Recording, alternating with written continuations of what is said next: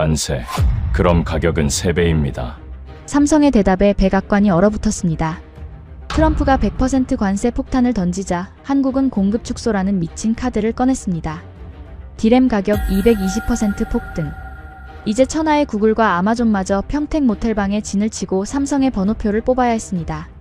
관세 협박이 133조 원의 역사적 돈잔치로 돌아온 기막힌 아이러니. 트럼프가 제발 팔아달라며 무릎 꿇게 만든 슈퍼올 대한민국의 충격적 반격, 그 전말을 지금 공개합니다. 당장 저 미친 전화선들 다 뽑아버려. 귀청 떨어지겠잖아. 웨스트윙 복도 끝에서 누군가의 신경질적인 비명이 터져나왔습니다.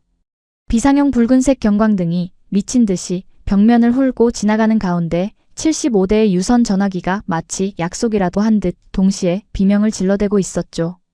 백악관 국가안보실의 수석 보좌관들이 서류 뭉치를 든 채 개미떼처럼 뛰어다니고 바닥에는 밝혀 찢어진 브리핑 문서들이 눈꽃처럼 흩날리고 있었습니다. 저는 그 아수라장 한가운데서 아주 느긋하게 얼음물을 한 모금 삼켰습니다. 참 우스운 광경 아닙니까? 세계 최강대국의 심장부라는 곳이 고작 그 종이 쪼가리 한 장 때문에 이토록 벌벌 떨고 있다니 말입니다. 제 책상 위에는 불과 몇 시간 전 트럼프 대통령이 호탕하게 서명한 행정명령 402호 한국산 반도체 100% 관세 부과 문서가 놓여 있었습니다. 저는 고급스러운 가죽 의자에 깊숙이 등을 기대며 코웃음을 쳤습니다. 이래서 실리콘밸리 새님들은 안 된다니까. 배짱이라곤 눈꽃만큼도 없으니. 제 눈에는 지금 이 난리가 그저 철없는 아이들의 투정으로밖에 보이지 않았습니다. 세상 물정 모르는 기술자들이 데이터 쪼가리 몇 개를 들고 와서 호들갑을 떠는 것일 뿐이었죠. 한국? 삼성? 물론 나쁘지 않은 제조 공장들입니다. 하지만 감히 미국에 대항할 수 있는 존재인가 묻는다면 지나가던 개가 웃을 일입니다. 우리는 미국입니다. 세계의 룰을 만들고 달러를 찍어내는 제국이란 말입니다. 우리가 세금을 100% 물리겠다고 하면 저기 동아시아 끝에 붙어있는 그 작은 나라는 그저 꼬리를 내리고 알겠습니다. 미국 땅에 공장을 짓겠습니다. 라며 기어들어와야 하는 것이 국제사회의 당연한 이치였습니다. 그것이 제가 40년 넘게 워싱턴에서 배운 절대 변하지 않는 힘의 논리였으니까요. 그런데 바로 그 순간이었습니다. 비켜. 당장 비키란 말이야. 육중한 참나무 문이 부서져라 열리더니 비밀 경호국 요원들을 밀치고 한 무리의 사내들이 집무실로 들이닥쳤습니다. 저는 들고 있던 유리잔을 내려놓으며 인상을 찌푸렸습니다. 구겨진 아르마니 정장, 핏발선 눈동자 그리고 거친 숨소리. 제 눈앞에 서 있는 자들은 놀랍게도 합산 시가총액만 무려 5천조 원이 넘어가는 미국 빅테크 기업들의 수장들이었습니다. 전 세계의 스마트폰과 인공지능을 지배한다는 그 거물들이 지금 금방이라도 울음을 터뜨릴 것 같은 표정으로 제 책상을 에워싸더군요. 로버트, 당신 제정신이야? 도대체 대통령한테 무슨 바람을 불어넣은 거냐고. 세계 최고의 스마트폰 기업을 이끄는 백발의 CEO가 제 책상을 주먹으로 쾅 내리쳤습니다. 그의 손등에 푸른 핏줄이 툭 붉어져 있었습니다. 저는 옷깃에 묻은 먼지를 털어내듯 여유롭게 웃어 보였죠. 진정하시죠, 여러분. 고작 한국 칩 하나에 관세 좀 붙였다고 세계가 멸망이라도 합니까? 미국은 위대합니다. 그깟 반도체 우리 마이크론 칩을 쓰시든가 대만에서 사오시면 될 일 아닙니까? 제 대답이 끝나기도 전에 무리 뒤편에 서 있던 가죽 재킷을 입은 사내 세계 1위 AI 칩 기업의 회장이 코웃음을 치며 앞으로 나섰습니다. 하, 마이크론? 대만?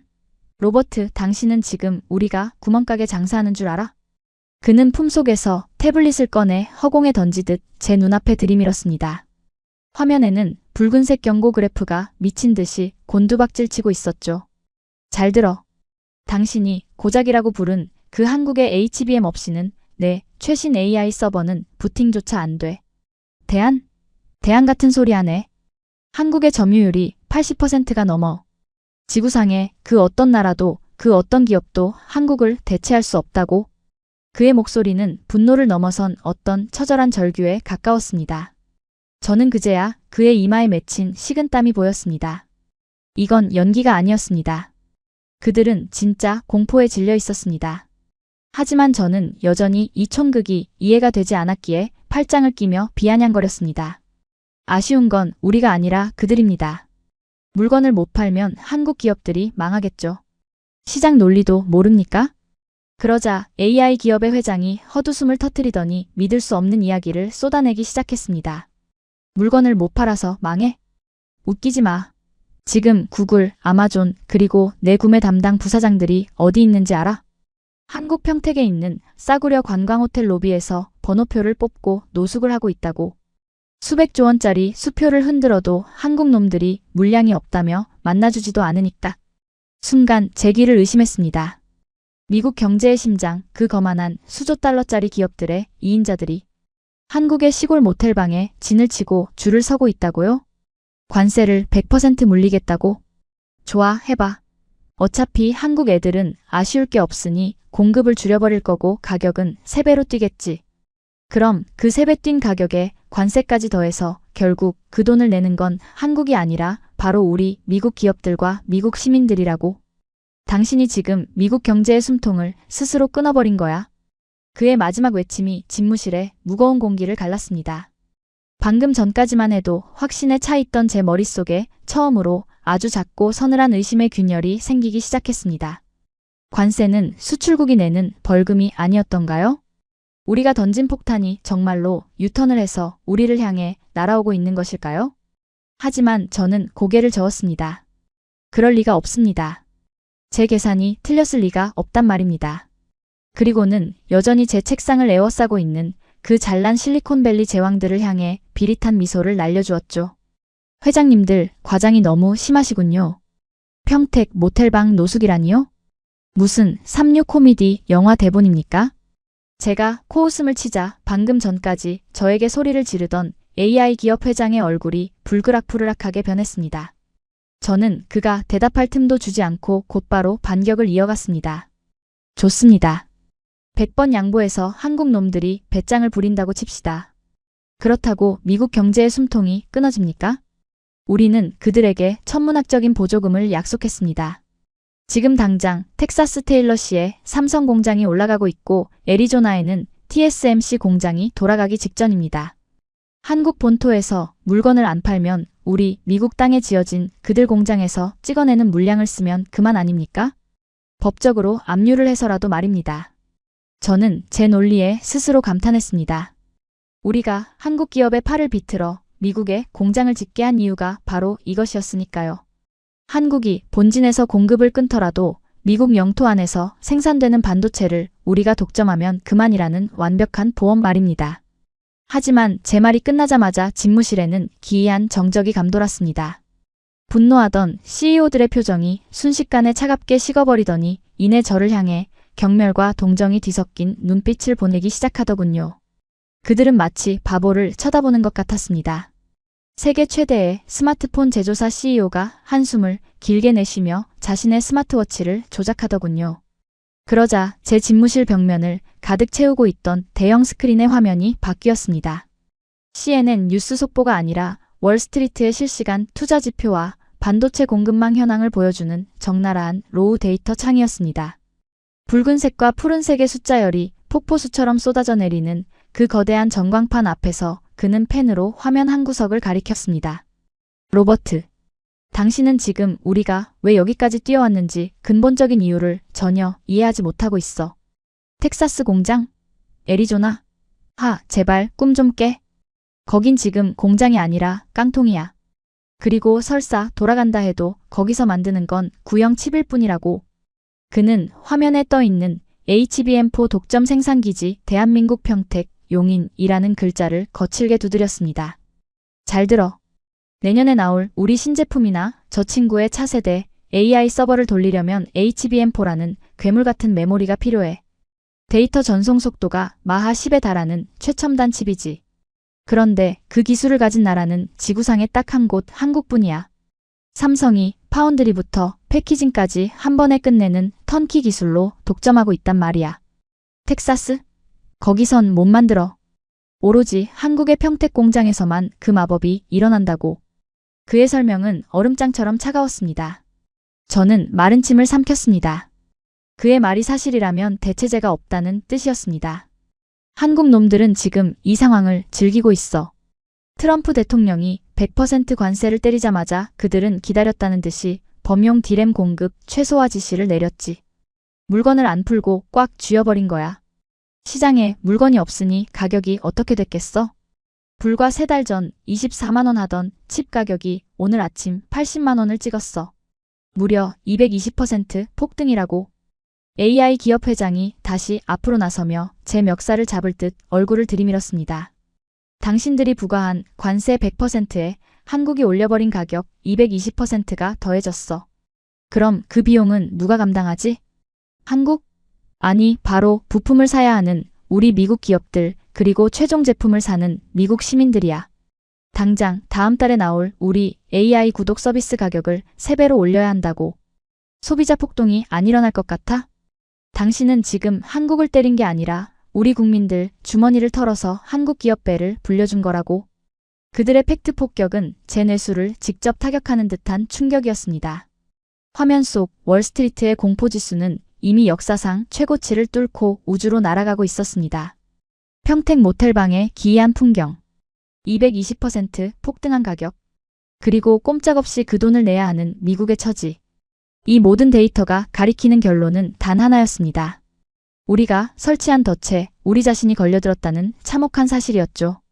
하지만 저는 미국 백악관의 수석 보좌관이었습니다. 이 자리에서 무너질 수는 없었습니다. 저는 애써 요동치는 심장을 억누르며 태연한 척 구겨진 옷깃을 매만졌습니다. 데이터는 데이터일 뿐입니다. 저들이 한국 놈들에게 겁을 먹고 과장된 수치를 들고 와 협박하는 것일 수도 있었습니다. 저는 평생을 서류와 숫자 속에서 싸워온 사람입니다.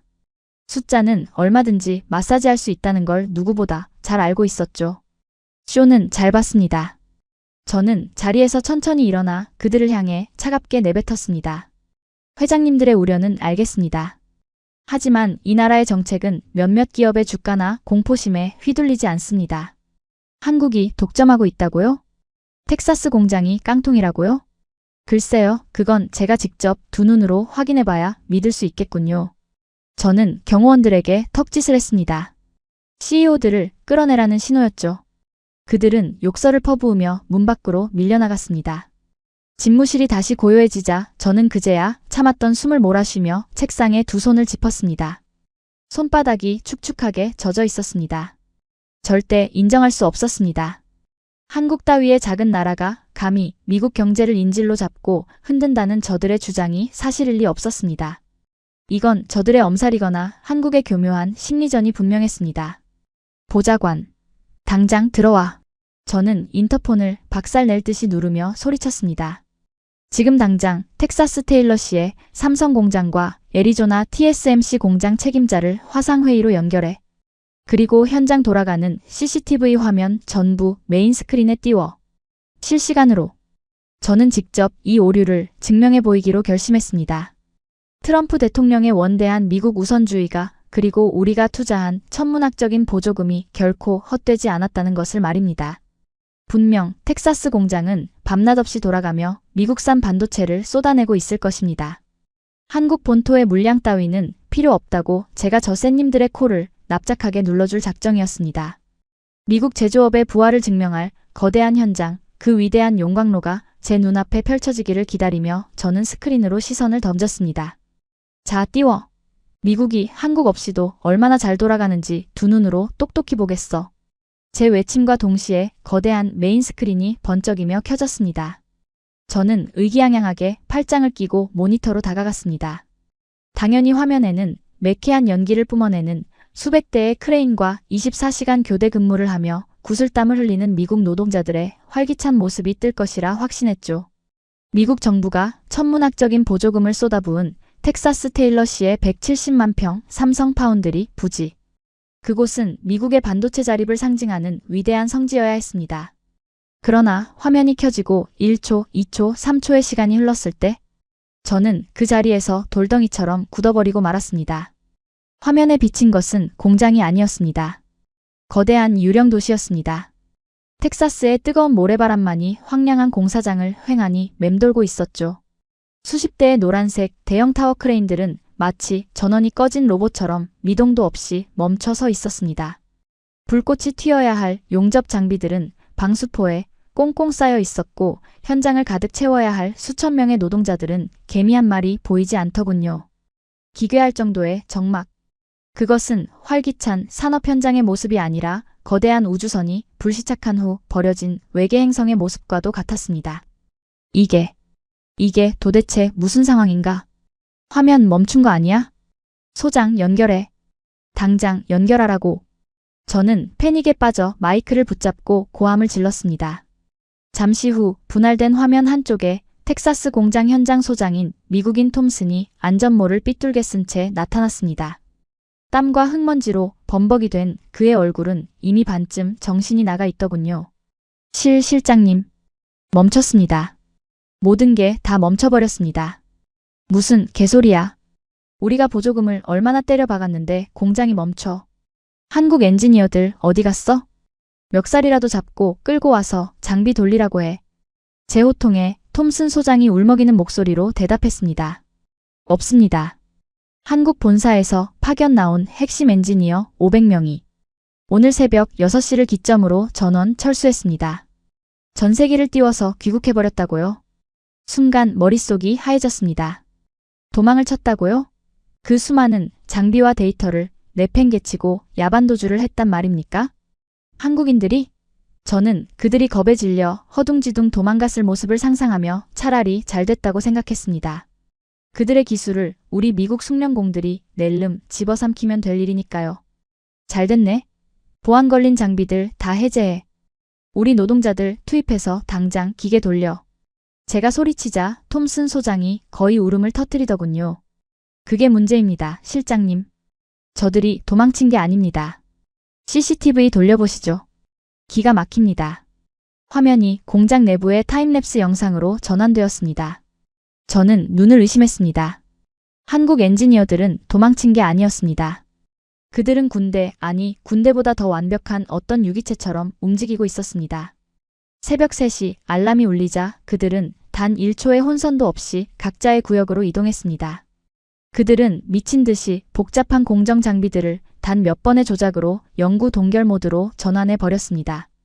핵심 코어 부품들은 특수 진공팩에 담아 봉인했고 메인 서버의 설계 데이터는 백업조차 남기지 않고 본사 서버로 전송한 뒤 물리적으로 포맷해 버렸더군요. 책상 위 서류 한 장, 커피컵 하나 남기지 않고 마치 처음부터 그곳에 존재하지 않았던 사람들처럼 깨끗하게 완벽하게 증발했습니다. 그건 야반도주가 아니었습니다. 고도로 훈련된 전술부대의 전략적 후퇴였습니다. 너무나 완벽하고 체계적인 그들의 철수 과정에 저는 등골이 서늘해지는 것을 느꼈습니다. 한국이라는 나라는 삼성이라는 기업은 이 상황마저 미리 계산하고 대응 매뉴얼을 만들어 두었던 것입니다. 우리 노동자들한테 기계를 만지라고 했더니 안전규정이 너무 까다로워서 못하겠답니다. 게다가 핵심 기술이 다 잠겨 있어서 한국인들 없이는 그냥 거대한 쇳덩어리일 뿐입니다. 애리조나 TSMC 공장도 마찬가지입니다. 노조 파업에 인력난 겹쳐서 가동이 무기한 연기됐습니다. 미국에는 반도체 공장을 돌릴 사람이 없습니다, 실장님. 톰슨 소장의 마지막 말이 비수처럼 제 가슴에 꽂혔습니다. 미국 영토 안에 공장만 지어두면 모든 게 우리 것이 될 줄 알았습니다. 하지만 껍데기만 남은 공장은 그저 수십조 원짜리 폐기물에 불과했죠. 분노가 극에 달한 저는 책상 위의 서류를 집어던지며 소리쳤습니다. 당장 한국평택 본사로 화상 걸어. 최고 책임자 당장 화면 앞에 앉히라고 해. 내가 이 건방진 놈들 박살을 내줄 테니까. 잠시 후 삐 하는 신호음과 함께 스크린 정중앙에 한국삼성전자 미래전략실장의 얼굴이 나타났습니다. 저는 거친 숨을 몰아쉬며 눈을 부라리고 화면을 노려보았습니다. 저쪽도 당황해서 식은땀을 흘리거나 화를 내며 따져 물을 것이라 생각했습니다. 적어도 서로 핏대를 세우며 고성을 질러야 마땅한 상황 아닙니까? 하지만 화면 속 한국 측 책임자는 기이할 정도로 차분했습니다. 그는 완벽하게 다림질된 슈트를 입고 테이블 위에 차를 한 모금 마시더니 저를 향해 아주 예의 바르고 냉정한 미소를 지어 보였습니다. 안색이 안 좋으시군요, 로버트 실장님. 워싱턴은 지금 새벽일 텐데 무슨 급한 일이십니까? 그 평온한 태도가 저를 완전히 미치게 만들었습니다.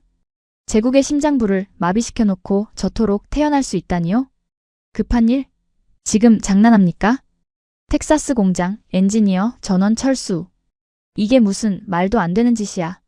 당장 사람 돌려보내지 않으면 미 연방 정부가 자산 압류 조치에 들어갈 거야. 한국 공장들 전부 셧다운 시켜버리겠다고. 저는 거의 발작하듯 소리를 질렀습니다. 침이 모니터로 튀어나갈 지경이었죠. 하지만 제 협박을 듣는 한국 실장의 표정은 미동조차 없었습니다. 그는 책상 위 태블릿을 톡톡 건드리며 건조한 사무용 어투로 대답했습니다. 실장님, 저희는 계약서와 매뉴얼대로 움직였을 뿐입니다. 미국 정부가 약속한 반도체 보조금 9조 원 아직 입금 안 하셨죠? 게다가 어제부로 한국산 칩에 100% 관세를 매기셨더군요. 파트너십을 먼저 파기한 건 미국입니다. 그는 잠시 안경을 고쳤으며 말을 이었습니다. 투자 환경이 파괴되었으니 저희는 비상시 자산보호 프로토콜을 가동한 겁니다. 아, 자산 압류요? 원하시면 껍데기뿐인 텍사스 공장 부지는 가져가셔도 좋습니다. 어차피 저희는 유럽과 중동에서 러브콜이 쏟아지고 있어서요. 실장님 덕분에 새로운 시장을 개척하게 생겼네요. 그는 마치 제가 오늘 점심 메뉴를 잘못 고른 것을 지적하듯 아무런 감정 없이 팩트를 꽂아 넣었습니다. 흥분해서 날뛰는 것은 오직 저 하나뿐이었습니다.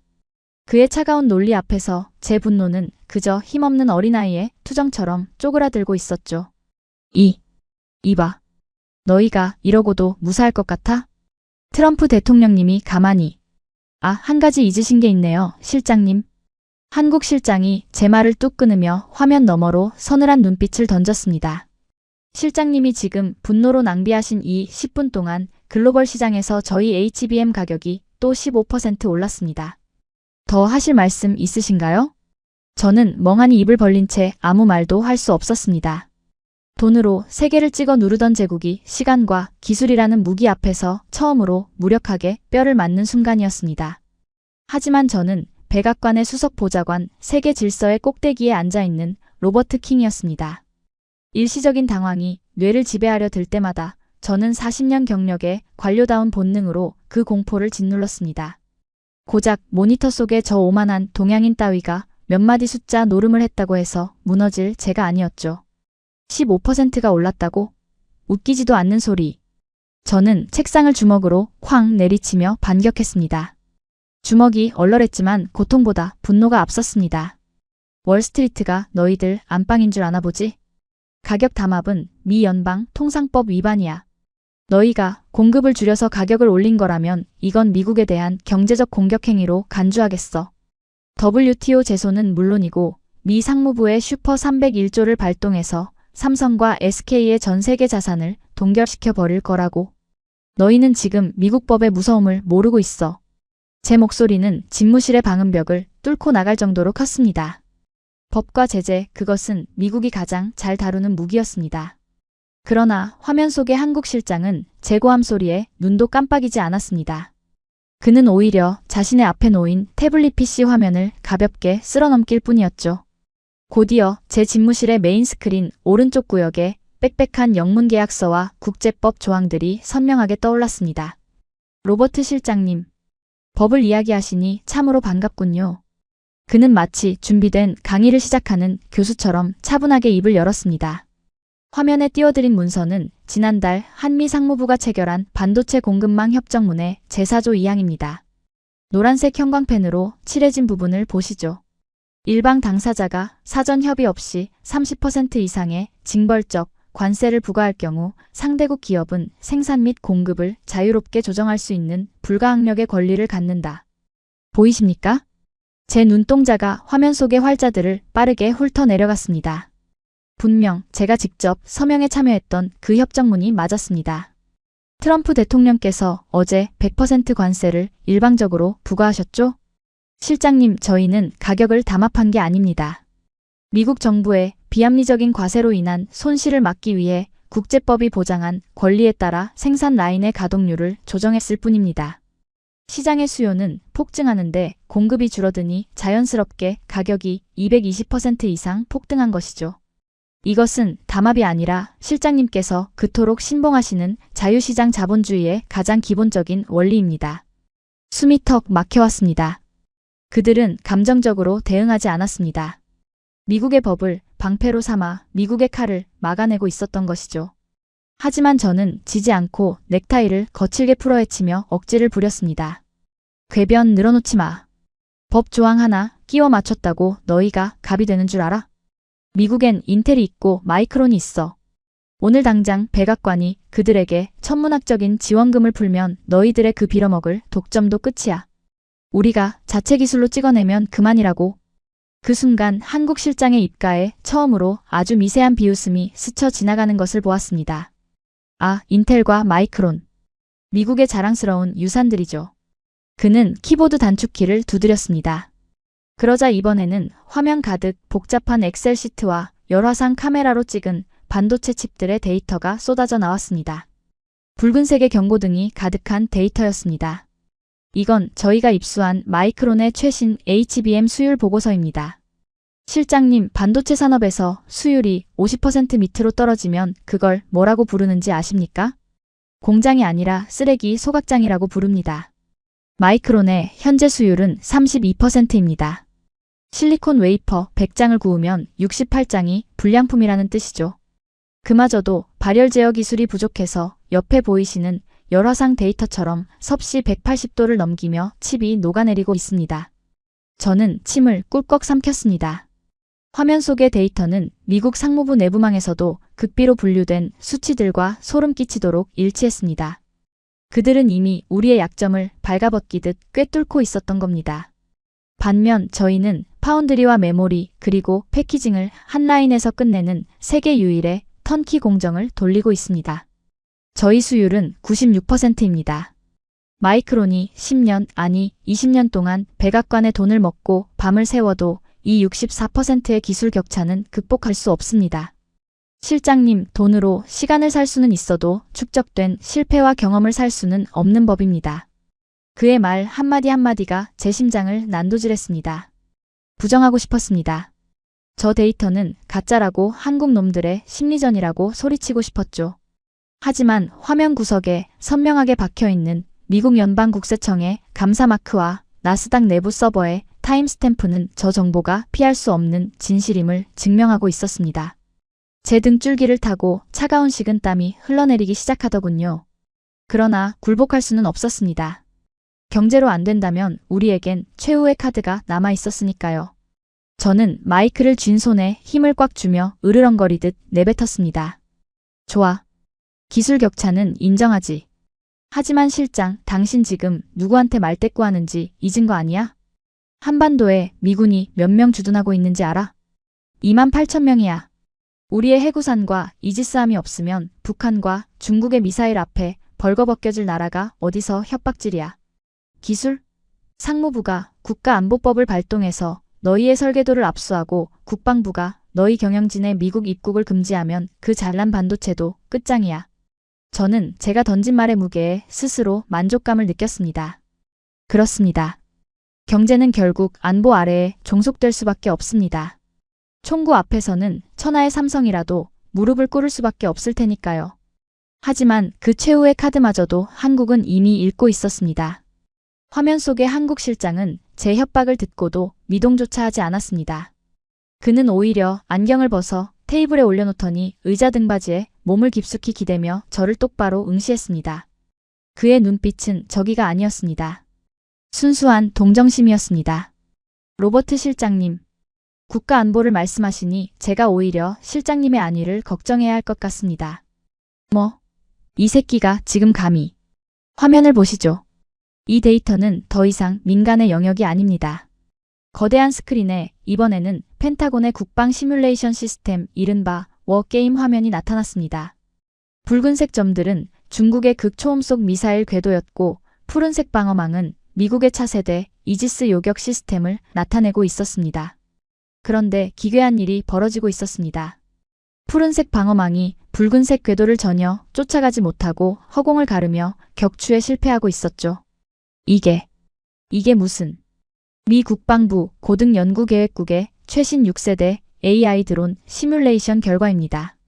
중국의 극초음속 미사일은 마하 10의 속도로 날아옵니다. 인간의 뇌로는 반응할 수 없죠. 오직 AI의 예측 연산으로만 요격이 가능합니다. 그리고 그 방대한 연산을 0.001초 만에 처리하기 위해서는 초고속, 초저전력의 뇌가 필요합니다. 바로 저희 한국이 독점하고 있는 차세대 HBM 칩 말입니다. 그는 레이저 포인터로 화면 속 요격 실패 지점들을 가리켰습니다. 실장님께서 100% 관세를 매기신 직후 저희는 미 국방부에 납품되던 군사용 HBM 특수 라인의 공급을 일시 정지시켰습니다. 그러자 펜타곤의 요격 시뮬레이션 성공률이 99.8%에서 34%로 급락하더군요. 한국산 칩이 없는 미국의 국방망은 지금 눈이 먼 상태입니다. 저는 다리에 힘이 풀려 의자에 털썩 주저앉았습니다. 눈앞이 아찔해졌습니다. 단순한 스마트폰 부품이 아니었습니다. 그 작은 실리콘 조각 안에 미국의 항공모함과 전투기 그리고 워싱턴의 생존권이 담겨 있었던 겁니다. 실장님께서 방금 저희에게 국가안보법을 들먹이셨죠? 하지만 팩트는 이렇습니다. 한국의 반도체 없이 미국의 안보는 단 하루도 유지될 수 없습니다. 북한의 위협을 막아주는 대가로 저희의 기술을 내놓으라고요? 천만에요. 이제는 역으로 미국의 위대한 국방 시스템이 저희의 기술력에 목숨을 구걸해야 하는 상황이 된 겁니다. 소름이 돋았습니다. 온몸에 모공이 열리고 차디찬 공포가 뼛속까지 스며들었습니다. 더 이상 부정할 수 없었습니다. 저들은 말장난을 하고 있는 게 아니었습니다. 한국은 세계 최강대국 미국의 심장과 뇌수 그 모든 급소를 완벽하게 틀어쥐고 있었습니다. 저는 메마른 입술을 핥으며 갈라진 목소리로 간신히 물었습니다. 너희 도대체 원하는 게 뭐야? 관세 철회인가? 아니면 약속했던 보조금 9조 원을 당장 입금해 주길 바라는 건가? 제 말에는 이미 자존심이 사라져 있었습니다. 타협 아니 항복 선언이나 마찬가지였죠. 그런데 한국 실장의 입에서 나온 대답은 저를 두 번째로 절망의 구렁텅이에 빠뜨렸습니다. 로버트 실장님, 9조 원이요? 푼돈이군요. 그는 태블릿을 닫으며 처음으로 소리내어 웃었습니다. 건조하고 서늘한 비웃음이었습니다. 화면 우측 하단을 보시죠. 오늘 아침 삼성전자와 SK하이닉스의 통합 영업이익 잠정치가 발표되었습니다. 미국발 공급 부족 사태로 인한 가격 폭등 그리고 유럽과 사우디아라비아의 긴급 러브콜 덕분에 저희의 올해 예상 영업이익은 전년 대비 324% 폭증한 사상 최대인 133조 원을 기록할 예정입니다. 133조 원. 그 압도적인 숫자 앞에서 제 호흡이 멈췄습니다. 저희는 돈잔치 중입니다, 실장님. 창고에 쌓여있던 재고품의 가치마저 3배로 뛰어서 가만히 앉아만 있어도 매일 조 단위의 흑자가 나고 있죠. 트럼프 대통령님과 실장님의 훌륭한 관세 정책 덕분에 저희는 단군 이래 가장 눈부신 황금기를 맞이했습니다. 그는 이제 완전히 저를 가지고 놀고 있었습니다. 승자의 여유, 지배자의 아량이 화면 너머로 넘쳐 흘렀죠. 그러니 관세? 보조금? 그런 시시한 조건으로는 저희의 마음을 돌릴 수 없습니다.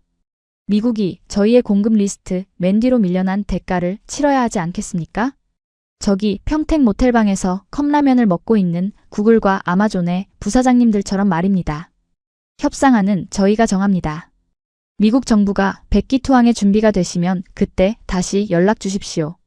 바빠서 이만 끊겠습니다. 툭! 화면이 꺼졌습니다.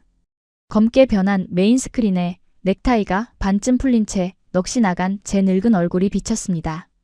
미국 최강의 권력자였던 저는 지금 제 스스로 조국의 목을 조르고 그 자멸의 과정을 생중계로 관람한 최악의 무능력자가 되어 있었습니다. 150년 전 한포 외교에 벌벌 떨던 아시아의 약소국은 흔적도 없었습니다. 지금 제 눈앞에 존재했던 것은 우월한 기술력이라는 보이지 않는 한포로 제국의 심장을 겨누고 방아쇠를 당길 준비를 마친 두렵고도 거대한 초인류 제국 대한민국뿐이었습니다. 갑작스레 문이 부서질 듯 열린 것은 제가 그 비참한 상념에 채 빠져나오기도 전이었습니다. 실장님, 지금 당장 지하 벙커로 가셔야 합니다. 국가안보국 국장이 직접 암호화 서류를 들고 와서 대통령님과 강료들을 소집했습니다. 창백하게 질린 수석 비서 제인이 숨을 헐떡이며 외쳤습니다. 그녀의 손에 들린 태블릿에서는 붉은색의 데프콘 3 경보가 깜빡이고 있었죠. 전쟁이 임박했을 때나 발령되는 그 불길한 적색광을 보는 순간 저는 직감적으로 사태가 단순히 기업 간의 공급망 다툼 수준을 넘어섰음을 깨달았습니다. 저는 휘청거리는 다리를 간신히 일으켜 세워 제인과 함께 백악관 지하의 견고한 콘크리트 미로를 향해 미친 듯이 달리기 시작했습니다. 지하 벙커의 두꺼운 방폭문이 열리자 그곳에는 이미 미국의 수뇌부가 모두 모여 있었습니다. 하지만 그들의 표정은 세계를 호령하던 지배자들의 것이 아니었습니다. 트럼프 대통령을 비롯해 국방부, 재무부, 에너지부 장관들은 마치 유령이라도 본 사람들처럼 중앙의 홀로그램 테이블을 넋이 나간 듯 응시하고 있더군요. 로버트, 당장 이리 와서 이것 좀 봐. 도대체 당신 한국 놈들한테 무슨 짓을 저지른 거야? 트럼프 대통령이 핏발선 눈으로 저를 노려보며 소리쳤습니다. 테이블 위에는 NSA가 방금 해독해낸 한국국가정보원과 삼성전자 미래전략실 간의 5년 전 극비교신 기록 작전명 블랙아이스의 문서가 펼쳐져 있었습니다. 저는 떨리는 손으로 홀로그램의 첫 페이지를 넘겼습니다. 그리고 그 순간 제 심장은 문자 그대로 얼어붙어 멈춰버렸습니다. 제가 스크린 너머로 확인했던 턴키 기술의 초격차나 133조 원의 실적 따위는 이 거대한 빙산의 일각에 불과했던 겁니다. 한국이 숨기고 있던 가장 깊고 어두운 비밀, 미국의 목줄을 쥐고 흔들 진짜 살상 무기가 그곳에 적혀 있었습니다. 문서의 내용은 경악스러웠습니다. 한국은 이미 5년 전부터 미국이 반도체 공급망을 무기화할 것을 정확히 예측하고 있었습니다. 그들은 단순히 HBM 메모리 칩을 파는 것에 만족하지 않았죠. 그들은 침투했습니다. 엔비디아, 구글, 아마존, 마이크로소프트 같은 미국의 거대 빅테크들이 구축한 수천 개의 하이퍼스케일 데이터 센터 내부로 말입니다. 그들은 HBM과 AI 프로세서를 결합하는 과정에서 필수적인 초정밀 열제어 반도체를 전 세계에서 유일하게 독점 개발해 지난 3년간 미국의 모든 신규 데이터 센터 서버에 무료로 가까운 가격에 뿌려대듯 공급했던 것입니다. 이 T-컨트롤러 칩이라는 게 뭡니까? 제가 더듬거리며 묻자 옆에 서 있던 에너지부 장관이 마른 침을 삼키며 대답했습니다. 월스트리트의 금융거래 시스템, 미 전역의 스마트 전력망, 국방부에 들어온 관제망. 이 모든 것을 돌리는 AI 서버의 온도를 제어하는 핵심 부품이야. HBM 칩이 미친 듯이 연산을 할 때 섭씨 150도까지 치솟는 열을 한국산 컨트롤러 칩이 없으면 단 1초도 식힐 수가 없지. 그는 공포에 질린 눈으로 저를 쳐다보았습니다. 로버트, 당신이 관세 100%를 때린 바로 그 순간 한국은 단순히 공급을 줄인 게 아니야. 그들은 원격으로 미국 내 모든 서버에 깔린 한국산 컨트롤러의 효율을 15% 하향 조정해 버렸어. 그 결과가 뭔지 알아? 지금 워싱턴과 뉴욕의 데이터 센터 30곳에서 서버가 불타오르고 있다고. 냉각 시스템이 말을 듣지 않아서 말 그대로 서버실이 용광로로 변하고 있단 말이야. 저는 덜덜 떨리는 손으로 얼굴을 감싸 쥐었습니다. 빅테크 CEO들이 평택 모텔방에서 노숙하며 울부짖었던 진짜 이유는 단순히 신제품을 못 만들어서가 아니었습니다. 그들의 심장부인 데이터 센터가 물리적으로 타버리고 있었기 때문이죠. 일주일이면 미국 금융망 전체가 마비될 상황이었던 거죠. 한국은 실리콘 방패를 자처하며 미국의 품으로 들어오는 척했지만 사실 그들은 미국의 가장 깊숙한 혈관 속에 시한폭탄을 심어놓았던 것입니다. 그것은 경제전쟁이 아니라 완벽한 사이버 물리타격이었습니다. 이건 전쟁 행위입니다. 당장 미 태평양 함대를 동원해서라도. 제가 이성을 잃고 소리치자 국방부 장관이 제 멱살을 틀어쥐며 벽으로 밀어붙였습니다. 그의 입에서 분노의 침방울이 튀었습니다. 닥쳐, 이 멍청한 자식아. 저쪽은 단 한 번도 서버를 공격한 적이 없어. 그냥 부품의 성능 업데이트를 지연시켰을 뿐이라고. 국제법상 해킹이 아니라 단순한 서비스 계약 지연이야. 무슨 명분으로 군대를 움직여? 그리고 군대를 움직이면? 중국이 대만을 먹으려 들 때 우리 이지스함의 시스템이 열폭주로 꺼져버릴 텐데. 완벽했습니다. 너무나 합법적이고 너무나 조용하며 압도적으로 잔인한 한국의 전략. 저는 그 완벽한 논리와 함정 앞에서 짐승처럼 헐떡였습니다. 오만했던 미국의 민낯이 발가벗겨지는 순간 밀폐된 벙커 안의 공기는 철저한 공포로 가득 찼죠. 그런데 그 절망의 밑바닥에서 저는 제 인생 최악의 순간을 맞이하게 되었습니다. 트럼프 대통령이 깊은 한숨을 쉬더니 저를 경멸하는 눈빛으로 내려다보았습니다. 그리고는 국토안보부 장관에게 턱짓을 하더군요.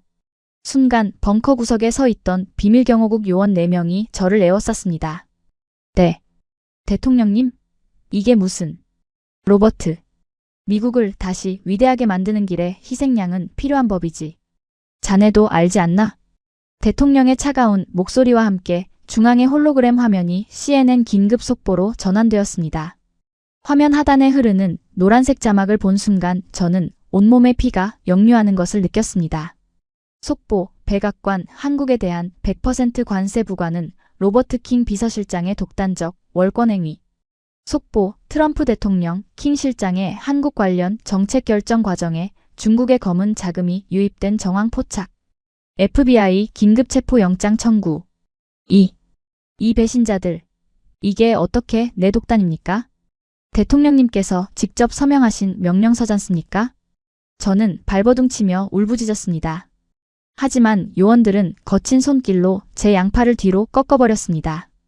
금속재 수갑이 차가운 소리를 내며 제 손목을 파고들었죠. 대통령님의 서명? 그런 문서가 존재하기나 했나? 국토안보부 장관이 제 옷주머니에서 무엇인가를 꺼내더니 불을 붙였습니다. 그것은 불과 몇 시간 전 제가 집무실에서 만족스럽게 바라보던 바로 그 행정명령서의 원본이었습니다. 문서는 순식간에 제가 되어 벙커의 바닥으로 흩어졌습니다. 철저한 토사구팽이었습니다. 사태의 심각성을 깨달은 백악관 수뇌부는 성남 미국 시민들과 피를 흘리는 빅테크 기업들 그리고 칼자루를 쥔 한국 정부에 분노를 달래기 위해 저라는 재물을 바치기로 결심한 것이었습니다. 저는 졸지에 세계 최강대국을 위기로 몰아넣고 한국의 기술적 지배를 앞당긴 천하의 반역자이자 스파이로 전락하고 말았습니다. 한국 측에 연락해. 트럼프 대통령이 뒤돌아서며 나지막히 명령했습니다. 모든 오해는 로버트 킹 개인의 일탈이었다고 전하고 그들이 원하는 보조금과 협상 조건을 전면 수용하겠다고 해. 무슨 수를 써서라도. 오늘 밤이 지나기 전에 월스트리트의 그 빌어먹을 서버 온도를 낮춰달라고 빌란 말이야. 요원들에게 끌려 벙커 밖으로 나가며 저는 마지막으로 홀로그램 테이블 위에 떠 있는 한국의 지도를 바라보았습니다. 아시아의 작은 반도 국가. 예전엔 그저 미국의 우산 아래에서 비를 피하던 어린아이 같던 나라. 하지만 지금 그곳은 133조 원의 자본과 전 세계를 멈추게 할 초격차 기술을 양손에 쥔 채 세계 최강대국의 대통령을 무릎 꿇게 만든 진정한 제국으로 빛나고 있었습니다. 차가운 벙커 복도를 끌려가는 제 귓가에는 마치 한국인들이 승리의 축배를 들며 터뜨리는 환호성이 환청처럼 울려 퍼지고 있었습니다.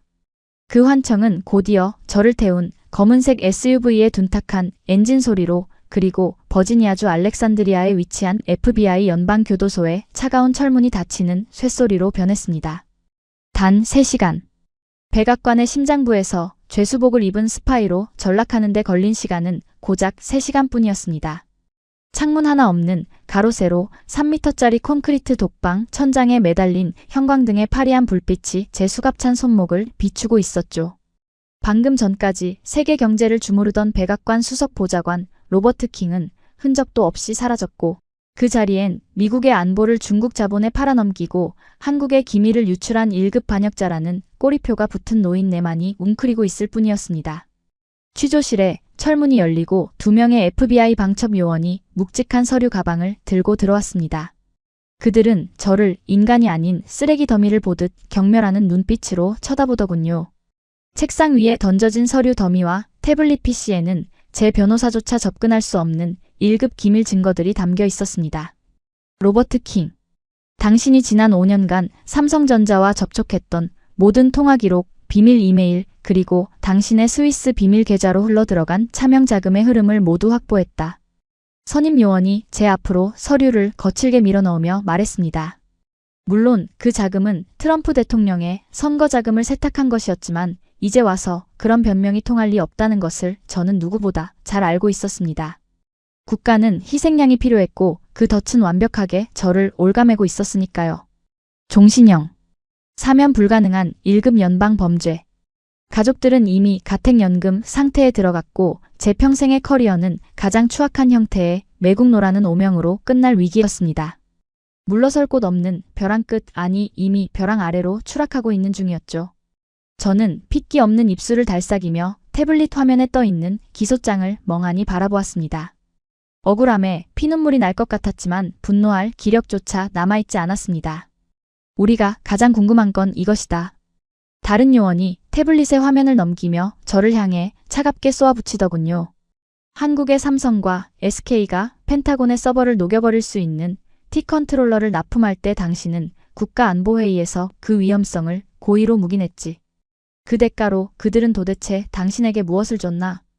그들이 그 작은 나라에서 미국의 빅테크를 집어삼키는 괴물 같은 기술을 만들 동안 당신은 백악관 안에서 무슨 짓을 하며 그들의 시간을 벌어준 거지?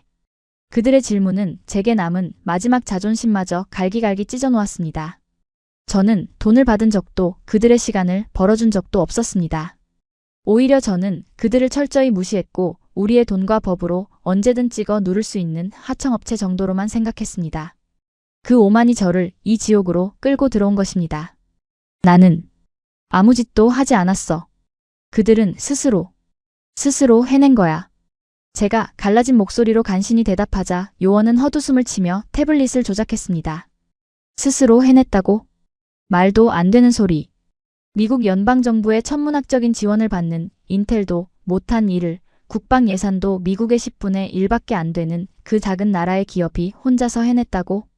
그 뒤에 중국의 검은 돈이나 당신 같은 스파이의 도움이 없었다고? 요원은 화를 내며 화면에 FBI가 한국 국가정보원망을 해킹하여 입수한 소위 블랙아이스 작전의 개발 과정이 담긴 기밀 영상 기록을 띄웠습니다. 내 눈으로 똑똑히 봐. 이 미친 기술들이 하루아침에 하늘에서 떨어졌는지. 화면이 켜졌습니다. 저는 그것이 저의 범죄를 입증하는 조작된 증거일 것이라 생각하며 눈을 질끈 감았습니다. 하지만 요원들이 증거라며 들이민 그 영상은 제 예상과는 전혀 다른 세계를 보여주고 있었습니다. 그것은 거대한 음모나 스파이들의 비밀 접선 현장이 아니었죠. 화면 속 장소는 경기도 기흥의 반도체 연구소 지하, 그 중에서도 가장 보안 등급이 높은 N프로젝트 연구실이었습니다. 화면 하단의 타임스탬프는 지금으로부터 정확히 7년 전 겨울을 가리키고 있었습니다. 수십 명의 한국 연구원들이 하얀 방진복을 입고 거대한 현미경과 슈퍼컴퓨터 모니터 앞에서 미친 듯이 데이터를 분석하고 있는 모습이 보였습니다. 그들의 눈은 퀭하게 파여 있었고 얼굴에는 피로와 절망의 그늘이 짙게 드리워져 있더군요. 곧이어 영상 속 한 연구원이 머리를 감싸 쥐며 절규했습니다. 또 실패야. 열 제어 한계점이 110도를 넘지 못해. 실리콘 웨이퍼가 또 녹아버렸다고. 그의 절규에 다른 연구원들이 침통한 표정으로 고개를 떨구었습니다. 그것은 실패의 기록이었습니다. 한국이 HBM4와 T-컨트롤러를 세상에 내놓기 전 수천 번, 수만 번을 겪었던 처절한 실패의 현장이 고스란히 담긴 CCTV 영상이었죠. 요원이 영상을 빠르게 돌렸습니다. 6년 전 여름, 5년 전 명절 연휴. 계절이 바뀌고 해가 바뀌어도 화면 속의 한국인들은 결코 그 연구실을 떠나지 않았습니다. 명절 당일에도 그들은 가족의 품 대신 차가운 연구소 바닥에 스티로폼을 깔고 쪽잠을 청하고 있었습니다. 코피를 쏟으며 데이터를 적어내려가고 위험약을 한 움큼씩 삼키며 수천 번의 미세 공정을 다시 처음부터 세팅하는 그들의 모습이 끝없이 이어졌습니다. 저걸 봐. 저들이 인간인가? 무슨 미친 사람처럼 일주일에 100시간씩 연구실에 처박혀 있었다고? FBI 요원은 그들의 모습이 기괴하다는 듯 손가락질을 했습니다. 하지만 저는 그 화면에서 눈을 뗄 수가 없었습니다. 요원은 저것이 광기라고 말했지만 제게는 전혀 다른 무엇으로 다가왔기 때문입니다. 그것은 숫자나 차트 뒤에 숨겨져 있던 진짜 사람들의 이야기였습니다. 저는 워싱턴의 카펫 깔린 사무실에서 커피를 마시며 한국 반도체를 그저 서류상의 점유율이나 관세율표의 한 줄로만 취급했습니다. 하지만 그 한 줄의 숫자가 만들어지기까지 태평양 건너편의 저 작은 나라에서는 수천 명의 인간이 자신의 청춘과 건강, 가족과의 시간을 갈아넣고 있었던 겁니다. 그들은 미국의 거대 자본이 포기하고 마이크론의 엔지니어들이 퇴근 시간에 맞춰 연구실 불을 끌 때 밤을 지새우며 1나노미터의 한계를 깎아내고 있었습니다. 영상은 계속해서 그들의 피와 땀을 비쳤습니다. 폭발 사고로 연구실 일부가 그을리고 파편이 튀는 위험 속에서도 구급차에 실려가던 연구원이 끝까지 손에 쥔 하드디스크를 놓지 않는 장면이 흘러나왔습니다. 이 데이터 날아가면 3개월이 날아가. 꼭 백업해야 해. 피투성이가 된 채 동료에게 당부하는 그의 모습에서 저는 묘한 전율을 느꼈습니다. 그것은 단순한 노동이 아니었습니다. 그것은 종교적 신념에 가까운 집념이자 거대한 제국을 상대로 자신들의 생존을 증명해 내겠다는 필사적인 투쟁이었습니다. 그들은 미국의 기술을 훔친 것이 아니었습니다. 그들은 미국이 상상조차 하지 못하는 고통의 시간을 온몸으로 견뎌내며 스스로 새로운 길을 개척했던 것입니다. 순간 제 가슴 깊은 곳에서 어떤 거대한 벽이 무너져 내리는 소리가 들렸습니다. 내가 완전히 틀렸어. 저도 모르게 중얼거린 말에 FBI 요원이 눈을 가늘게 뜨며 저를 쳐다보았습니다. 무슨 소리야? 당신이 도왔다는 걸 시인하는 건가? 아니, 내 말은 미국이 오만했다는 뜻이야. 저는 고개를 들어 요원의 눈을 똑바로 응시했습니다. 제 목소리는 비록 떨리고 있었지만 그 어느 때보다 명료한 확신에 차 있었죠. 자네는 저들이 미친 것 같다고 했지? 틀렸어. 저건 결핍에서 나오는 힘이야. 천연 자원 하나 없고 주변을 둘러싼 강대국들의 위협 속에서 살아남아야만 하는 나라. 그들이 믿을 수 있는 유일한 자원은 인간의 머리와 땀방울 뿐이었지. 우리는 달러를 찍어내고 항공모함을 띄우며 세상을 통제할 수 있다고 믿었지만 그들은 그 절박함 하나로 우리의 통제를 벗어난 거야. 저는 화면 속에서 마침내 96%의 수율 달성에 성공하고 서로 부둥켜 안고 오열하는 한국 엔지니어들의 모습을 경외감 어린 시선으로 바라보았습니다. 우리는 저들을 그저 부품을 대주는 하청기지 정도로 생각했어. 그래서 100% 관세라는 오만한 채찍질을 가했지. 우리가 채찍을 들면 그들이 공포에 질려 기어들어올 거라 믿었으니까. 하지만 우리는 그들이 채찍을 맞으며 흘린 피가 결국 우리의 목을 조르는 가장 강력한 방패가 될 줄은 꿈에도 몰랐던 거야. 저는 쓰디쓴 회한을 삼키며 의자에 깊숙이 몸을 기댔습니다. 제가 평생을 바쳐 쌓아 올린 미국 우월주의, 돈과 힘의 논리가 저 몇 기가바이트의 영상 데이터 앞에서 산산조각이 나고 있었습니다. 한국인들은 비겁한 트릭을 쓴 게 아니었습니다. 그들은 가장 정직한 방법으로 피와 땀이라는 가장 원시적이면서도 숭고한 대가를 치르고 지금의 자리에 올라선 것입니다. 그 진실을 마주한 순간 감옥에 갇혀 파멸을 앞둔 제 처지보다 더 비참한 것은 바로 제가 그토록 오만하게 무시했던 그 사람들의 진짜 얼굴을 이제야 보게 되었다는 사실이었습니다. 이봐, 로버트. 쓸데없는 감상 따위 집어치우고 당장 거래 내역이나 불어. 요원이 책상을 내리치며 소리쳤지만 그의 고함은 더 이상 제 귀에 들어오지 않았습니다. 제 머릿속에는 오직 하나의 생각만이 맴돌고 있었죠. 만약 내가 서류 더미 속에 파묻혀 숫자로만 세상을 보지 않고 단 한 번이라도 저들의 진심을 들여다보려 노력했다면 어땠을까? 트럼프 대통령에게 관세 장벽이 아닌 동반자로서의 협력을 간언했더라면 오늘날 미국의 데이터 센터가 불타오르고 제가 감옥에 갇히는 비극은 막을 수 있지 않았을까? 하지만 후회는 언제나 가장 늦게 찾아오는 법이었습니다. 저는 눈을 감았습니다. 어둠 속에서도 한국 엔지니어들의 그 지친 듯하면서도 형형하게 빛나던 눈빛이 선명하게 떠올랐습니다. 그것은 세계의 주인이 바뀌었음을 알리는 무겁고도 아름다운 선언과도 같았습니다. 그 무겁고도 아름다운 선언이 남긴 긴 여운 속에서 FBI 요원들은 더 이상 얻어낼 것이 없다는 듯 거칠게 문을 닫고 나가버렸습니다. 탕 하고 육중한 쇳소리가 울리며 독방은 다시금 완벽한 어둠과 정적에 잠겼습니다. 사방을 둘러싼 차가운 콘크리트 벽이 마치 거대한 괴물의 아가리처럼 저를 짓누르며 숨통을 조여오더군요. 천장의 희미한 백열등마저 지지직거리며 꺼졌다 켜지기를 반복하는 그 소름 끼치는 정막 속에서 저는 무릎을 끌어안은 채 바닥에 웅크렸습니다. 이것은 단순한 몰락이 아니었습니다. 제 70년 인생의 모든 가치관, 제가 그토록 굳게 믿어왔던 팍스 아메리카나라는 거대한 종교가 송두리째 무너져 내리는 영혼의 파멸이었습니다. 저는 언제나 세상을 위에서 아래로 내려다보며 살았습니다. 백악관의 카펫 위를 걸으며 손가락 하나로 타국의 경제를 흔들고 정부를 전복시키는 것이 당연하다고 믿어왔던 삶이었죠.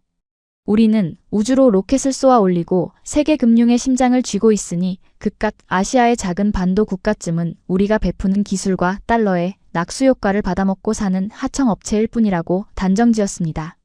하지만 돌이켜보니 저는 우물 안의 개구리보다도 못한 늙고 오만한 노망난 제국의 파수꾼에 불과했습니다. 그들은 하청업체가 아니었습니다. 그들은 수십 년간 지하 연구실에서 피를 토하며 한계를 넘어서는 동안 우리는 금융자본주의라는 달콤한 환상에 빠져 제조업의 근간을 내팽개치고 주가 그래프의 숫자 노름에만 취해 있었던 겁니다. 우리가 변호사와 금융가들을 영웅으로 떠받들 때 한국은 묵묵히 엔지니어들을 키워냈고 그들의 손끝에서 탄생한 미세한 칩들이 결국 미국의 거대한 항공모함과 월스트리트의 심장을 멈추게 만들었죠. 하! 멍청한 놈. 로버트 이천하의 멍청한 놈아. 어둠 속에서 제 자신의 목소리가 기괴하게 갈라져 나왔습니다. 실성한 사람처럼 웃음이 새어나왔지만 동시에 뜨거운 눈물이 뺨을 타고 흘러내렸습니다. 비참했습니다.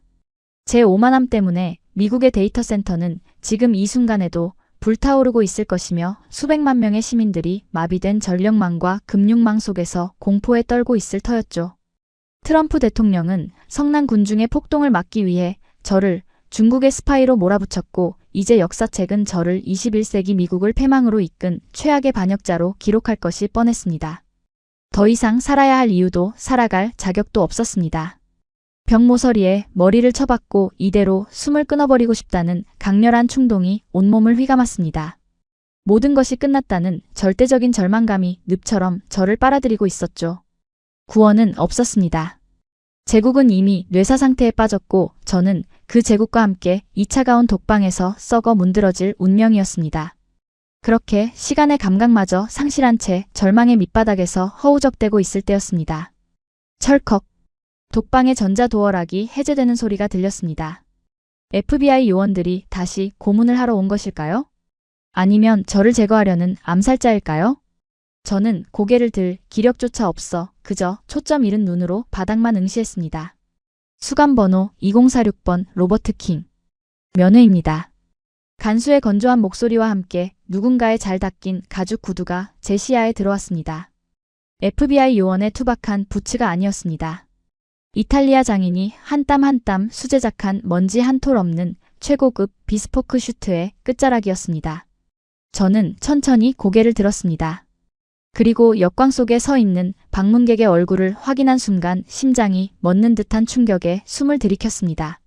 그는 불과 몇 시간 전 백악관의 메인 스크린 속에서 저를 향해 차가운 비웃음을 날렸던 바로 그 한국 삼성전자 미래전략실의 젊은 실장이었습니다. 당신이 어떻게 이곳에? 제가 덜덜 떨리는 목소리로 묻자 한국 실장은 엷은 미소를 지으며 제 눈앞에 신분증을 들어보였습니다. 대통령 특사 및 한미 비상대책위원회 총괄 대표 자격으로 왔습니다. 트럼프 대통령께서 저희 측의 모든 요구 조건을 무조건 수용하시고 백악관 프리패스를 내어주시더군요. 그는 더러운 바닥에 자신의 고급 캐시미어 코트가 끌리는 것도 개의치 않고 제 눈높이에 맞춰 한쪽 무릎을 굽히고 앉았습니다. 그의 눈빛은 메인 스크린에서 보았던 차가운 경멸이 아니었습니다. 그것은 마치 몰락한 옛 귀족을 바라보는 듯한 복잡하고도 미묘한 연민이 섞여 있었죠. 로버트 실장님, 밖은 지금 아비규환입니다. 월스트리트의 주식거래소는 개장조차 못했고 펜타곤의 이지스함 세척은 시스템 열폭주로 긴급 정박했습니다. 저희가 T-컨트롤러의 효율을 낮춘 지 불과 12시간 만에 일어난 일이죠. 그는 태블릿을 꺼내어 검은 연기가 치솟는 텍사스의 거대 데이터 센터 영상을 보여주었습니다. 그것은 지옥도였습니다. 저희가 원격으로 락을 풀어주면 1분 만에 끝날 일입니다. 그런데 백악관과 펜타곤의 시스템 통제 권한이 엉망진창으로 꼬여버렸더군요. 당신이 구속되는 바람에 행정명령 체계가 마비됐고 누구도 서버 재부팅을 승인할 수 없는 블랙아웃 상태입니다. 미국 정부는 지금 완벽한 식물인간이 되었습니다. 그의 말이 제 가슴을 후벼 팠습니다. 미국이 식물인간이라니. 하지만 부정할 수 없는 현실이었습니다. 그럼 나를 조롱하러 온 건가? 당신들이 이겼으니 내 비참한 꼴을 확인하고 축배라도 들려는 거냐고. 저는 남은 힘을 쥐어짜내 소리쳤습니다. 하지만 그는 고개를 저었습니다. 그리고 그의 입에서 나온 다음 말은 제 인생의 궤도를 완전히 뒤틀어 놓기에 충분했습니다. 아니요. 손을 내밀러 왔습니다. 로버트 실장님, 당신의 서명이 필요합니다. 뭐? 무슨 헛소리야. 나는 반역자로 찍혀서 모든 권한을 박탈당했다고. 한국 실장은 제 거친 반응에도 동요하지 않고 안주머니에서 만년필과 두꺼운 서류 봉투를 꺼내어 제 앞에 내려놓았습니다. FBI의 기소장은 휴지 조각이 될 겁니다. 저희 측 조건 중 1순위가 바로 이 사태의 원만한 해결을 위해 실장님의 사면 복권과 현장 복귀를 요구하는 것이었으니까요. 그의 말에 저는 귀를 의심했습니다. 저를 감옥에 넣은 것도 그들의 전략이었는데 이제 와서 저를 구해주겠다고요? 왜? 도대체 왜 나야? 나는 당신들을 무시하고 짓밟으려 했던 적군이잖아. 왜 나 같은 놈을? 실장님이 적군이었기 때문입니다. 한국 실장의 단호한 목소리가 독방의 공기를 갈랐습니다. 미국 정부 내에서 저희의 실력과 공포를 온몸으로 뼛속 깊이 깨달은 사람은 당신밖에 없기 때문입니다. 트럼프 대통령은 지금도 상황 파악을 못하고 그저 돈으로 해결하려 들 겁니다. 하지만 당신은 아까 FBI가 보여준 저희 연구실의 CCTV를 보시면서 눈물을 흘리셨죠? 저희 요원들이 감시 카메라로 그 모습을 지켜보고 있었습니다. 그의 말에 제 얼굴이 화끈거렸습니다. 제 가장 나약하고 진실한 순간마저 그들에게 감시당하고 있었던 겁니다. 실장님, 당신은 이제야 비로소 저희가 어떤 사람인지, 저희의 기술에 어떤 피와 땀이 섞여 있는지 정확히 보게 되었습니다. 우물 밖의 진짜 세상을 보게 된 것이죠. 저희는 바로 그런 파트너가 필요합니다. 힘으로 찍어 누르려다 실패한 패배자가 아니라 상대를 진심으로 인정하고 존중할 줄 아는 통찰력을 얻은 새로운 지도자 말입니다. 한국 실장은 서류 봉투에서 한 장의 합의문을 꺼냈습니다. 한미 21세기 반도체 기술 주권 및 안보 동맹 개정안이라는 제목이 적혀 있었습니다. 그것은 미국의 관세 전면 철회는 물론 향후 양국의 기술 표준을 한국의 HBM4 기준으로 통합하고 데이터 센터 관리 권한을 양국이 공유한다는 파격적인 내용이었습니다. 사실상 미국이 한국의 기술 생태계 아래로 들어간다는 항복 문서나 다름없었죠. 서명하십시오. 그리고 백악관으로 복귀하여 이 서류를 당신의 이름으로 집행하십시오. 과거에 오만했던 미국을 죽이고 한국의 손을 잡고 새로운 세계의 질서를 받아들이십시오. 그것만이 미국의 심장을 다시 뛰게 할 유일한 길입니다. 그의 목소리는 강요가 아닌 간절한 설득에 가까웠습니다. 저는 그 서류와 한국 실장의 눈을 번갈아 바라보았습니다. 그의 눈빛에서는 승리자의 오만함 대신 함께 세상을 이끌어가자는 진지한 무게감이 느껴지더군요. 순간 저는 깨달았습니다. 힘으로 굴복시키는 것은 진정한 승리가 아니라는 것을. 진정한 승리는 적이었던 자를 감화시켜 스스로 무릎을 꿇고 동지가 되게 만드는 것임을 말입니다. 한국은 지금 저에게 그리고 미국에게 그 가장 고차원적인 승리를 거두고 있었던 겁니다. 저는 천천히 아주 천천히 손을 뻗어 그 만년필을 쥐었습니다. 만년필의 금속성 촉감이 제 죄수복의 거친 질감과 기묘한 대조를 이루고 있었습니다. 손이 미친 듯이 떨렸지만 제 마음속 깊은 곳에서 일렁이던 그 혼돈과 절망의 폭풍우는 씻은 듯이 사라져갔습니다. 저는 우물 안에 늙은 개구리였습니다. 제국은 영원할 것이라는 환상에 빠져 세상의 변화를 거부했던 어리석은 노인이었죠. 하지만 저를 파멸의 구렁텅이에서 건져 올려준 것은 다름 아닌 제가 그토록 멸시했던 그 우물 밖의 거인이었습니다. 내가 내 평생을 바쳐 지켜온 조국의 자존심을 내 손으로 꺾게 만드는군. 제가 쓴웃음을 지으며 조용히 속삭이자 한국 실장은 묵묵히 고개를 끄덕였습니다. 자존심을 꺾는 게 아닙니다. 실장님, 더 큰 미래를 위해 낡은 허물을 벗는 것입니다. 그의 대답에 저는 더 이상 망설이지 않았습니다. 저는 떨리는 손에 온 힘을 주어 합의문의 서명란에 제 이름을 또박또박 써 내려갔습니다. 로버트 킹. 잉크가 번져나가는 모습을 보며 저는 뜨거운 눈물을 삼켰습니다. 그것은 굴욕의 눈물이 아니었습니다. 그것은 제 안의 오만과 편견이 산산조각이 나고 그 파편 속에서 새로운 희망의 빛을 발견한 자의 환희이자 참회의 눈물이었습니다. 서명이 끝나자 한국 실장은 지체 없이 스마트워치의 버튼을 눌렀습니다. 작전명 블랙 아이스 종료. 전력망 통제 권한 회복 서버 쿨다운 재개. 그 짧은 명령 한마디에 꺼져가던 미국의 심장이 다시 고동치기 시작했습니다. 독방의 전등이 안정적인 빛을 되찾았고 철문 너머로 분주하게 무전기를 외치는 FBI 요원들의 안도하는 소리가 들려왔습니다. 세상이 다시 돌아가기 시작한 것입니다. 한국 실장은 제게 손을 내밀었습니다. 저를 감옥 바닥에서 일으켜 세우려는 그 따뜻하고도 단단한 손. 저는 더 이상 주저하지 않고 그 손을 굳게 맞잡았습니다. 이 차가운 감옥 바닥에서 저는 모든 것을 잃었습니다. 권력, 명예, 그리고 알량한 애국심마저도. 하지만 그 절망의 끝, 영혼의 가장 어두운 밤을 통과하고 나서야 저는 비로소 진정한 눈을 뜨게 되었습니다. 제국주의의 시대는 끝났고 이제 세상은 초격차 기술이라는 압도적인 선의를 베푸는 새로운 지배자 대한민국을 중심으로 다시 쓰일 것임을 말입니다. 그리고 저는 기꺼이 그 새로운 역사의 첫 번째 증인이 되기로 결심했습니다. 그 따뜻하고도 단단한 손을 놓자마자 저는 더 이상 1시간 전에 무기력한 늙은이가 아니었습니다. 제가 감옥 문을 열고 나섰을 때 복도의 도열에 있던 FBI 요원들은 일제히 귀를 트고 고개를 숙였습니다. 불과 몇 시간 전 저를 쓰레기 취급하며 수갑을 채웠던 그들의 눈빛에는 이제 두려움과 경외감이 서려 있더군요. 감옥 앞 잔디밭에는 백악관의 전용 헬기 마린원이 요란한 굉음을 내며 저를 기다리고 있었습니다. 죄수복을 입은 채 헬기에 오르는 제 뒤로 한국 실장이 말없이 가벼운 묵례를 보냈습니다.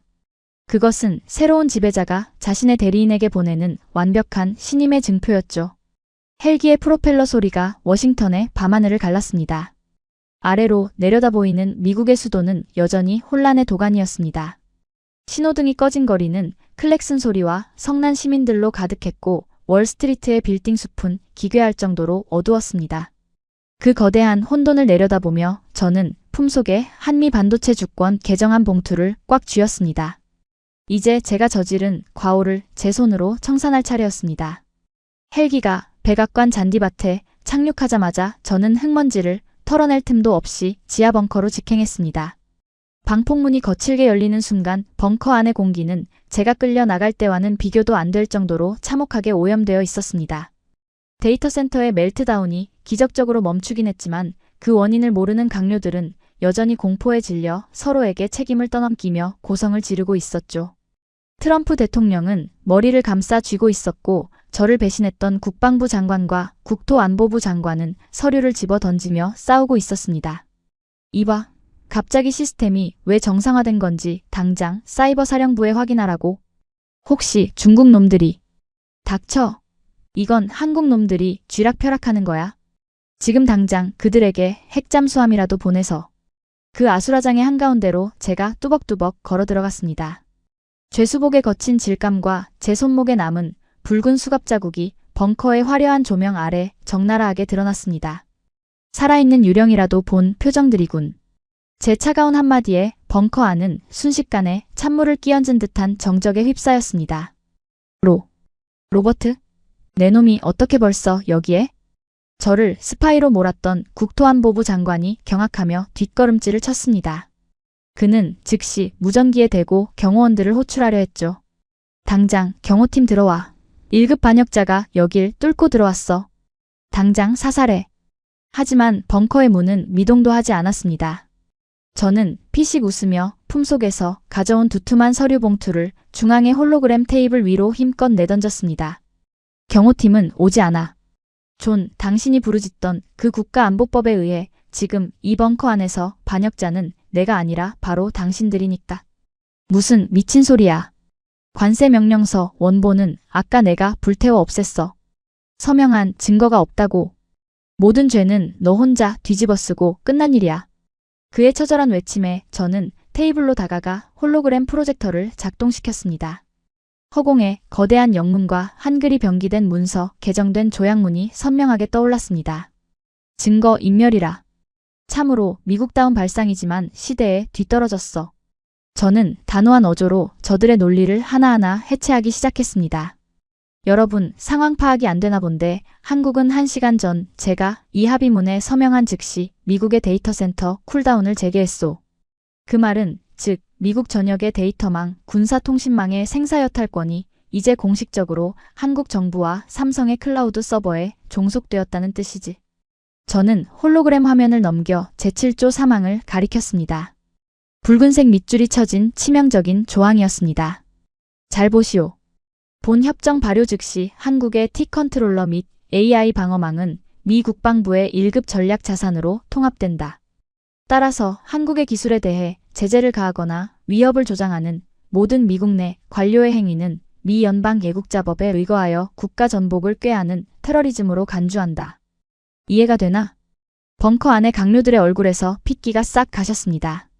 트럼프 대통령마저 입을 벌린 채 얼어붙었습니다. 존, 자네가 아까 100% 관세 명령서를 불태우고 나를 체포했지? 그건 단순한 증거인멸이 아니야.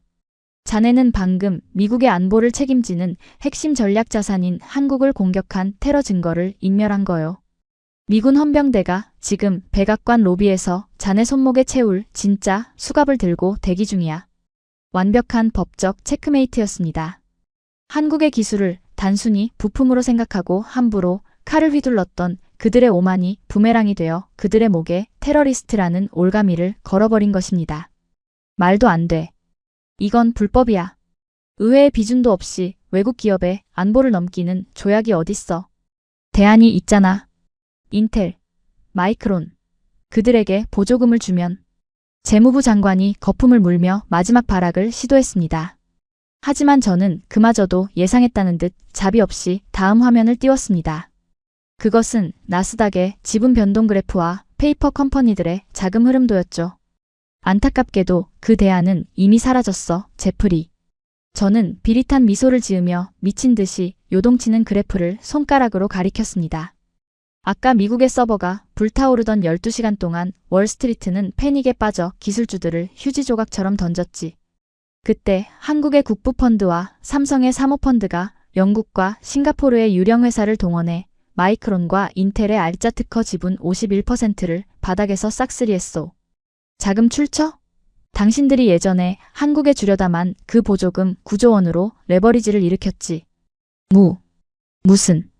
당신들이 만든 공포장 속에서 한국은 피 한 방울 안 흘리고 미국의 대체 기업들을 합법적으로 집어삼킨 거야. 당신들이 인텔의 천문학적인 보조금을 쏟아부어봤자 이제 그 돈은 합법적인 라이선스 비용이라는 명목으로 전부 한국의 주머니로 들어간다고. 당신들의 그 알량한 대한기술에는 한국이 심어둔 금융자포 코드가 박혀있단 말이야. 그것은 기술적, 금융적, 법적 파멸이 삼위일체로 결합된 궁극의 일격이었습니다. 한국은 처음부터 끝까지 손을 더럽히지 않았습니다. 오만한 미국이 스스로 법을 어기고 스스로 시장을 붕괴시켰으며 그 아수라장 속에서 한국은 그저 합법적인 쇼핑을 즐겼을 뿐입니다. 미국의 칼을 빼앗아 미국의 심장에 박아넣은 지독할 정도로 우아하고 잔인한 초격차의 현실이었죠. 쿵. 무릎이 꺾이는 둔탁한 소리가 들렸습니다. 저를 감옥으로 보냈던 국방부 장관과 국토안보부 장관이 다리에 힘이 풀려 벙커 바닥에 주저앉았습니다.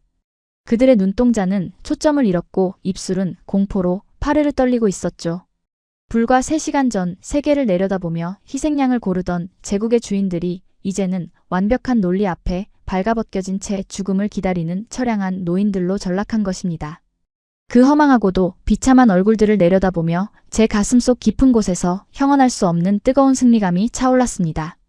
그것은 미국인으로서의 승리감이 아니었습니다. 오만과 편견의 껍질을 깨고 나와 진짜 실력이 지배하는 새로운 세계의 일원이 되었다는 자각에서 오는 카타르시스였습니다. 로버트. 침묵을 지키고 있던 트럼프 대통령이 갈라진 목소리로 저를 불렀습니다. 그의 어깨는 좁아 보였고 특유의 호탕함은 흔적조차 없었습니다. 이제 그에게 남은 것은 선택이 아니었습니다. 순종뿐이었죠. 우리가 잘못 생각한 것 같군. 대체 우리는 이제 어떻게 해야 하나? 대통령의 그 질문은 사실상 무조건 항복 선언이었습니다. 저는 당당하게 죄수복에 구겨진 깃을 세우며 홀로그램 테이블에 상석으로 걸어갔습니다. 아무도 저를 막지 못했습니다. 오늘 당장 자정 전에 모든 대한국 관세를 전면 유예하는 성명을 발표하십시오. 저는 홀로그램 테이블 위에 양손을 짚고 대통령과 패배한 강요들을 번갈아 응시하며 단호하게 명령했습니다. 그리고 내일 아침, 아니 오늘 해가 뜨는 즉시 전 세계에 공표하십시오. 대한민국은 더 이상 미국의 하청업체나 부품 공급처가 아니라고 말입니다. 그들은 이제 세계 경제와 안보를 수호하는 최상위 동맹이자 우리가 기술과 지혜를 배워야 할 새로운 사승임을 인정하는 것입니다. 벙커 안에는 무거운 정적만이 맴돌았습니다. 더 이상의 반론은 없었습니다. 트럼프 대통령은 깊은 한숨을 내쉬며 천천히 고개를 끄덕였습니다. 그것은 거대했던 아메리카 제국이 자신들이 휘두르던 오만한 창을 거두고 방패의 주인에게 완전히 순종하는 역사적인 순간이었습니다. 저는 지하 벙커의 보안 화면 중 하나를 조작해 지구 반대편 한국 평택의 삼성전자 공장 전경을 메인 스크린에 띄웠습니다. 어둠과 패배의 기운이 짙게 깔린 워싱턴의 밤과 달리 스크린 속 한국의 하늘은 이미 눈부신 2026년의 아침을 맞이하고 있었습니다. 수만 평의 공단 위로 떠오르는 붉은 태양이 쉬지 않고 돌아가는 하얀 공장 굴뚝과 은빛 반도체 라인들을 찬란한 황금빛으로 물들이고 있더군요. 저는 그 거대하고도 신성한 용광로를 경외감에 찬 눈빛으로 바라보았습니다. 저곳에 있는 한국의 엔지니어들은 지금 이 순간에도 어제와 다름없이 하얀 방진복을 입고 커피로 밤을 지새우며 1나노미터의 한계와 싸우고 있을 것입니다. 그들은 자신들의 손끝에서 탄생한 작은 칩 하나가 세계 최강대국의 대통령을 무릎 꿇리고 미국의 헌법을 무력화시켰다는 사실에 호들갑을 떨거나 환호성을 지르지도 않겠죠. 그들은 그저 묵묵히 자신들에게 주어진 소명을 다하며 이 아침을 맞이하고 있을 뿐입니다. 그 침묵이야말로 세상에서 가장 무섭고도 압도적인 힘이었습니다. 과거를 돌이켜봅니다. 19세기의 대영제국은 한포 외교와 아편으로 아시아를 유린했고 20세기의 미국은 달러와 핵무기로 세상을 통제했습니다. 우리는 언제나 피와 폭력 그리고 돈으로만 굴복을 얻어냈습니다. 하지만 오늘 저 작은 반도 국가 대한민국은 총알 한 발 쏘지 않고 세계의 심장을 멈추었습니다. 그들은 무력이 아닌 인간의 순수한 집념과 수십 년간 축적된 피와 땀 그리고 누구도 따라올 수 없는 초격차 기술이라는 압도적인 선의를 통해 세상을 지배하고 있습니다. 저는 감옥의 독방에서 한국인들의 그 피눈물 나는 7년의 기록을 보며 오열했습니다. 그리고 지금 스크린 속에서 빛나는 저 평택의 일출을 보며 다시 한번 가슴이 벅차오르는 것을 느낍니다. 우리가 잃어버린 성실함, 우리가 잊고 지냈던 제조업의 숭고한 가치가 저곳에서 부활하고 있기 때문입니다. 그들은 진정 21세기 인류가 나아가야 할 길을 보여주는 위대한 스승입니다. 로버트, 옷이라도 좀 갈아입지 그러나? 트럼프 대통령이 제 죄수복을 가리키며 멋쩍게 말했습니다. 저는 옷깃을 어루만지며 옅은 미소를 지어 보였습니다. 아닙니다, 대통령님. 저는 오늘 이 옷을 벗지 않겠습니다. 제국의 오만함이 끝장나고 진정한 실력의 시대가 열린 바로 오늘. 이 초라한 죄수복이야말로 역사의 가장 완벽한 예복이니까요. 저는 다시 스크린으로 시선을 돌렸습니다. 평택 공장 앞 도로에는 아침 교대 근무를 위해 출근하는 한국인들의 발걸음이 활기차게 이어지고 있습니다. 그들의 어깨 위로 쏟아지는 찬란한 햇살. 오늘 2026년의 태양은 의심할 여지 없이 대한민국을 향해 빛나고 있습니다. 그리고 저는 이 위대한 역사의 순간에 미국의 마지막이자 첫 번째 목격자로 서 있는 제 자신의 처지에 한없는 감사와 경외감을 느낍니다. 세상의 주인이 바뀌었습니다. 진정한 침묵의 황제 대한민국의 시대가 마침내 막을 열었습니다. 오늘 이야기 어떠셨습니까? 미국의 오만한 100% 관세 폭탄이 오히려 한국의 133조 원 사상 최대 실적과 미국의 굴복이라는 역사적인 부메랑으로 돌아온 통쾌한 현장이었습니다. 지금 이 순간에도 평택의 밤을 나처럼 밝히며 묵묵히 한계를 돌파하고 있을 대한민국의 모든 엔지니어분들에게 깊은 존경의 박수를 보냅니다. 세계 최강대국을 무릎 꿇린 것은 요행이 아니라 바로 당신들이 흘린 정직한 땀방울이었으니까요. 오늘 내용이 즐거우셨다면 구독과 좋아요, 알림 설정 부탁드립니다. 다음 시간에도 심장이 뜨거워지는 대한민국의 진짜 이야기를 들고 찾아오겠습니다. 지금까지 감동띵동이었습니다. 시청해주신 여러분 고맙습니다.